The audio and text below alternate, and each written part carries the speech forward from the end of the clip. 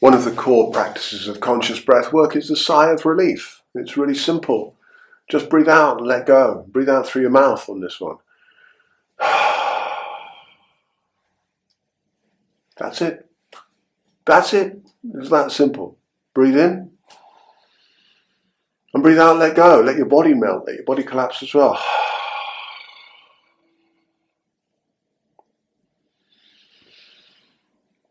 Letting go is underrated.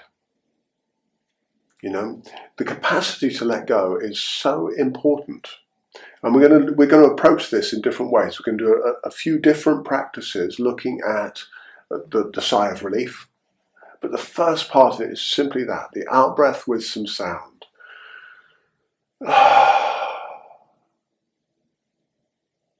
That's it. Try it. Give it a go. And give it a go regularly in the course of the day. You know, whenever something that comes your way that is difficult, complicated, you can just do that, and it shifts your physiology.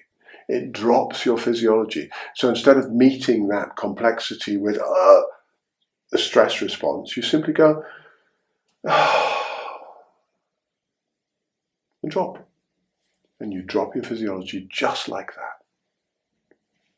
Now we can add into that, and these are the additions we're going to do, all right? Because the sigh of relief enables us to start working with something which stops suppression. Suppression is where we take emotional things that are occurring and block them and stop and put them in the body. We suppress, we hold them down in the body. And again, that's using breathing muscles.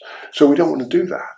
So elements of resolving suppression involve things like crying. I'm going to have to cough a minute, a second.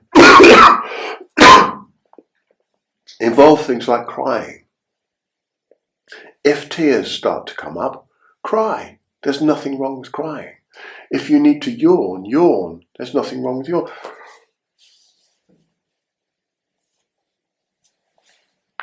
Oh, yawning is a profound relief. So what we're trying to enable in the system is the capacity to discharge, the capacity to let go and shift stuff. So crying is good. Laughing is another one.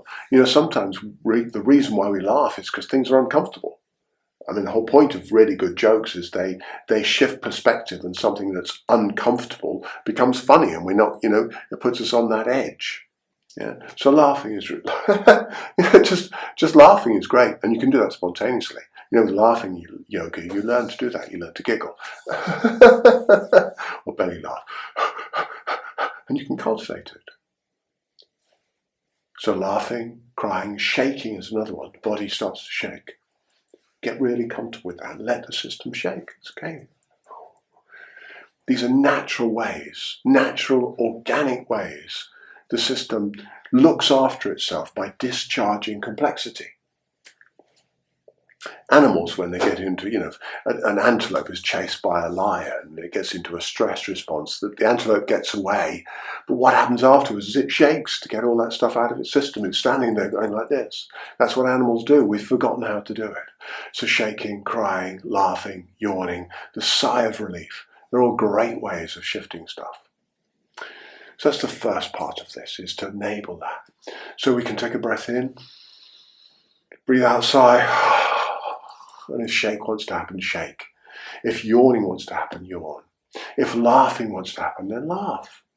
Don't block it. Don't stop it. Just let it flow. And enabling your practitioners, your students to just do that is so helpful for their life. Yeah? You know, we grew up in a culture that says, don't yawn. Yawning is rude. Yawning isn't rude. Yawning is a brilliant way of organically releasing the system. Shaking is not rude either. There's nothing wrong with it. So we're changing the culture by actually enabling ourselves to be fully organic, fully alive, fully natural, by doing the stuff that actually enables us to be well. On that note, by the way, burping is really good as well. There's nothing wrong with it. Some cultures in the world, if you don't burp after a meal, you're being rude. But of course, in Western cultures, everything is kind of bolted and held down. Don't burp, don't burp, don't fart, don't do anything. Farting is also very good. If it's smelly, go outside. But other than that, it's a sensible thing to do. In fact, even the Queen farts, of course.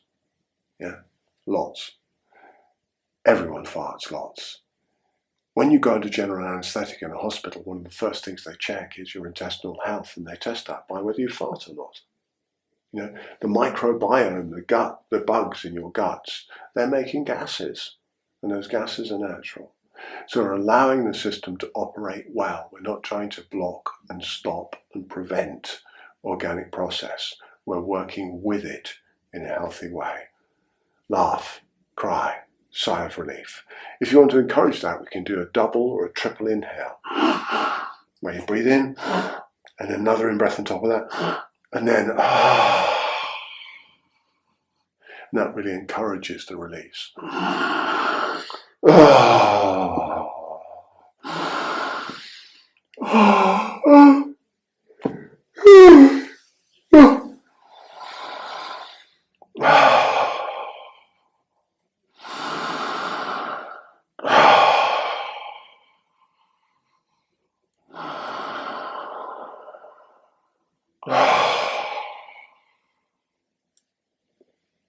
You get the idea.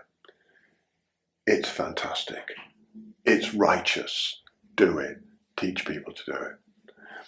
All right, another one there was where we can do like a butterfly inhale, where we're doing like flutters on the inhale, which may be 6 or 7 little flutters rather than the 2 or 3 inhales. So, and then a release. It's almost like you're crying a little bit, and then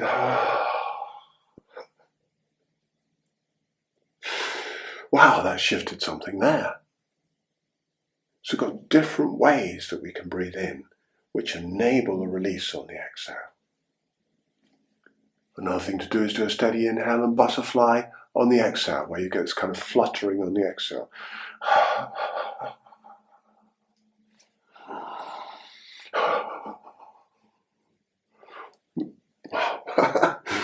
That's doing some good stuff there. I'm getting yawning to the max here. Okay, so that's all about releasing the system. And training yourself in doing that, enabling it when you do it, is great stuff to do. So that's discharge, enabling healthy discharge.